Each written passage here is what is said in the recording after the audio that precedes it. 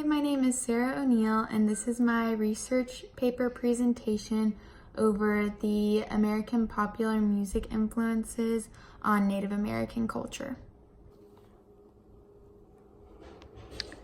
Native American culture has been misappropriated since the settlement of Europeans in the Americas, and cultural appropriation refers to when members of another culture adopt elements from a culture that they don't belong to, which is neither positive or negative. But on the other hand, cultural misappropriation is when the characteristics of a culture are misrepresented by the members of another culture.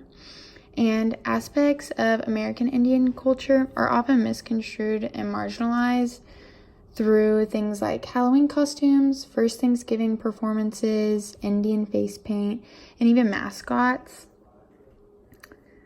And this has given rise to the term playing Indian, where Native American culture and people are misrepresented through mimicry.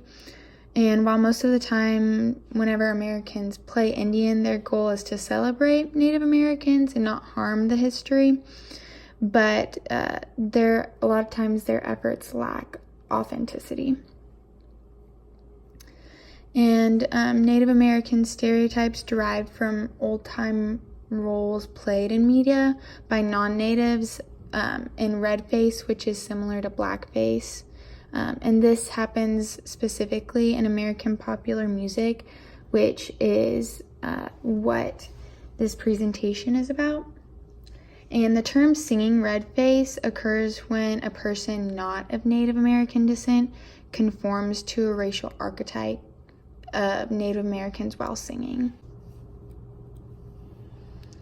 So one of the initial steps that led to the role of American popular music in their influences on Native American culture resulted from blackface minstrelsy. And in the 19th century, minstrel shows developed in the entertainment industry. And in these shows were dances, comedy skits, musical performances that really just portrayed the American way of life. And a specific type of show was called blackface minstrel, which in this were non-African Americans playing African American roles. And this formed the stereotypes and identity of African Americans to the rest of the public. And this type of entertainment is similar to that of singing red face. So eventually, performances with blackface and African American mimicry were found to be offensive, and these same ideas of offensiveness were not held for other performances that were people playing Indian. And there's popular entertainment performances like Disney's Peter Pan, which include Native American characters that conform to the stereotypical view of American Indian culture. And this particular movie shows the Native American characters that have exaggerated facial features, they're yelling war calls and singing and dancing with weapons in their hands. And the problem with this is that people who watch this movie today still believe that these are accurate depictions of American Indian history, which has led to something called cultural confusion. And this term refers to the belief that the stereotypical marginalizations of a culture are true because of their prevalence and their prevalence in books, movies, and art, things like the Peter Pan movie. And this can even be a confusion imposed on Native Americans themselves too.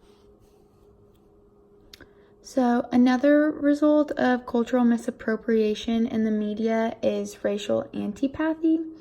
And the word antipathy means to oppose or strongly dislike. So from that, you can infer that racial antipathy is the dislike towards someone solely based on their ethnicity. And there are songs like The Indian Giver by Annette Funicello. And this was released in the 60s. And it uses the term Indian giver to refer to a man who once gave his heart to a woman, but then took it back. And then, in addition, the song also uses the term squaw, which has since been deemed a racial slur. And these two words or phrases really contribute to the stereotyping of American Indians. And another song that was mentioned in our book was Your Squaw is on Warpath by Loretta Lynn. And this was also released in the 60s. And it, too, uses the word squaw. And this song goes even further than the song Indian Giver, because it is an example of singing red face. And this is because Lynn takes on the persona of a Native American in her lyrics. She sings in the first person, and in the song, she describes a drunken and unfaithful Indian man who comes home to his wife, who he calls squaw. And by the end of the song, the wife, or the squaw, builds up so much anger and frustration for her husband that she sets out on a warpath. And in the lyrics of the songs, there are other symbols that represent Native American culture, like peace pipes and teepees and papooses. And since Lynn is assuming the role of the Native American by using the first person, and she's also conforming to archetypes by using the peace pipes and teepees of Native Americans, and this song is clearly an example of singing red face. And this creates racial antipathy towards Native American men for being drunken and disloyal, and also towards Native American women for being unpredictable and hysterical. While these first two examples are somewhat dated, there's also another song that's called Indian Giver, but this song is by Fruit Gum Company, and it was initially released in early 1900s, even before the first two songs, but it has since been redone as recently as 1997. So a lot of the stereotypes have still been embodied recently.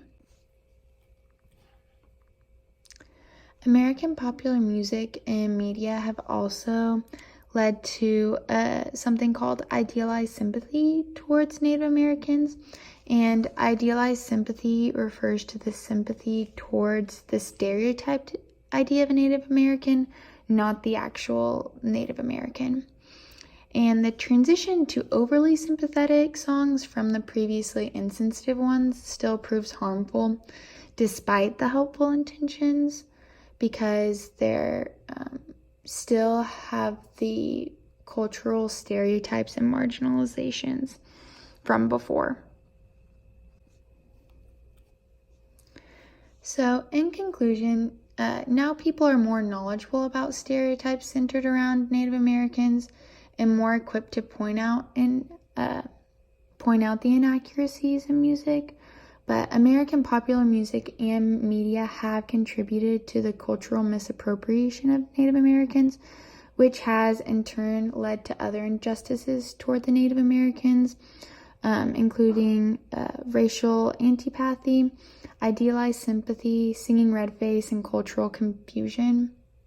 And overall, American popular music has marginalized Native American culture and people, but I do think it's headed down a road towards less inaccuracies and more authenticities. And at the very least, I think the injustices present in American popular music have shed light on the previous prejudices imposed on American Indian culture.